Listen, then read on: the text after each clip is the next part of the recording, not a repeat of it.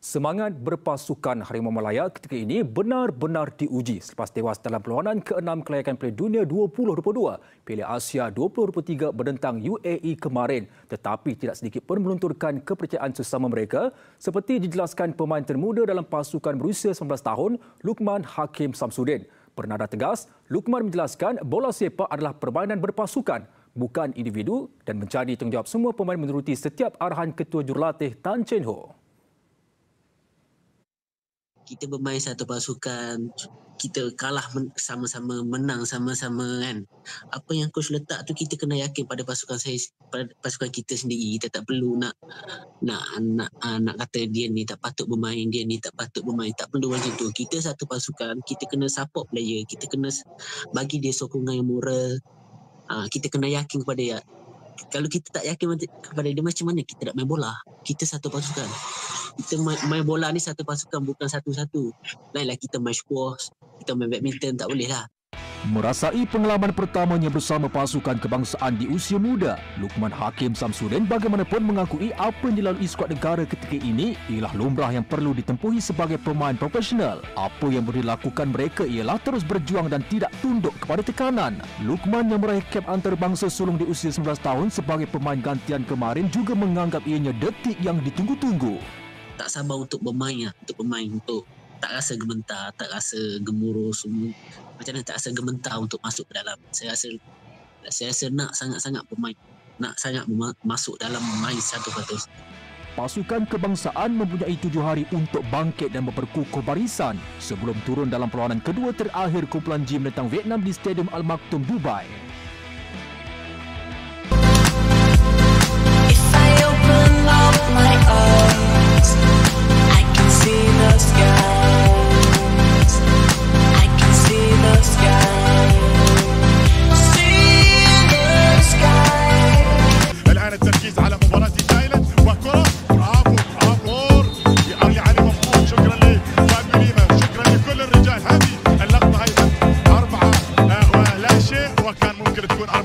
لكن علي خسير وصلت تلعب الان في هذا المكان عن طريق ماجد يدوس، وصلت هنا للجهه اليمنى لهذا اللاعب الاخر ايضا شبهي ومحاوله قائمه وعليه الحذر كما ذكرت.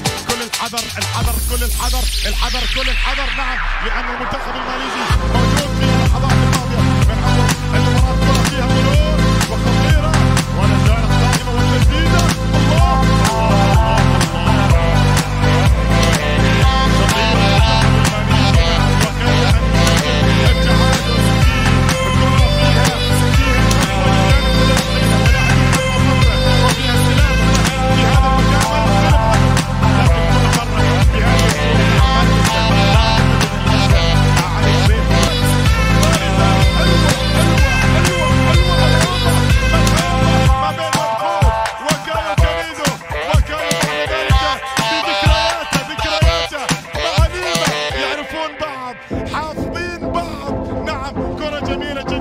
لكن يحسب لحارس المرمى انه ابعدها كانت ماشيه. كل مباراه تلعب فيها يا عمر، لان التمريره اللي جاءت مسافه بعيده.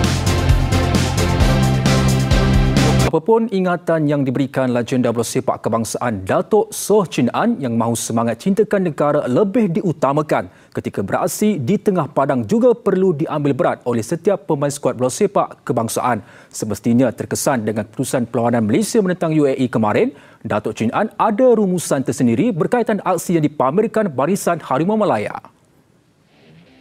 Berdasarkan kekalahan 0-4 kepada UAE, Datuk Soh Chin An hanya bersetuju satu perkara, iaitu pasukan negara Arab memang sukar ditumbangkan di gelanggang mereka sejak zaman beliau bermain lagi berikutan faktor cuaca, di mana skuad kebangsaan semalam bermain dalam cuaca sekitar 40 darjah Celsius walaupun beraksi di waktu malam. Dan sekalipun akur dengan kekuatan lawan di arena sendiri, Datuk Chin An menuntut pemain negara terlebih dahulu harus berjuang di atas padang dengan memberikan segala-galanya. Dengan keinginan besar yang ditunjukkan, pasti ianya mendorong pemain mendapatkan keputusan yang disasarkan.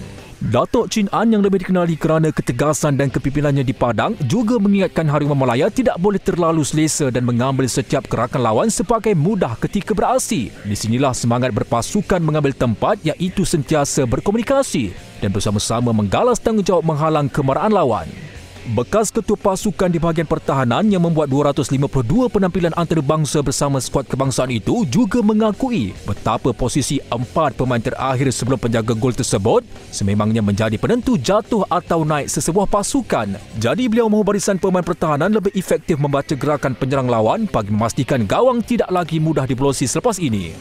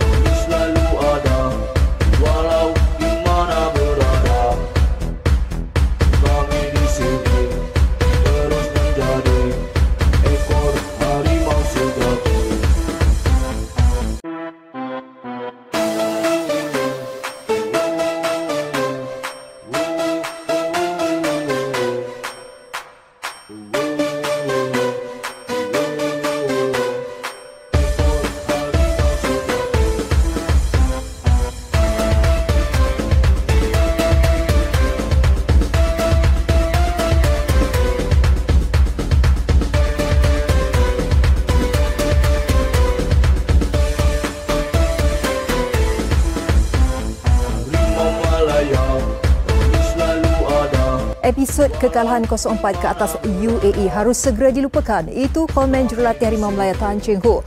Apa yang lebih penting ketika ini, mentaliti pemain hendaklah kembali fokus untuk berdepan lawan Vietnam yang juga pendahulu kumpulan G aksi kelayakan Piala Dunia 2022, Piala Asia 2023. Tegas Cheng Ho, pemain juga perlu melupakan seketika aktiviti di media sosial kerana ia boleh memberi impak negatif terhadap konsentrasi pemain sekaligus mengganggu persiapan pasukan.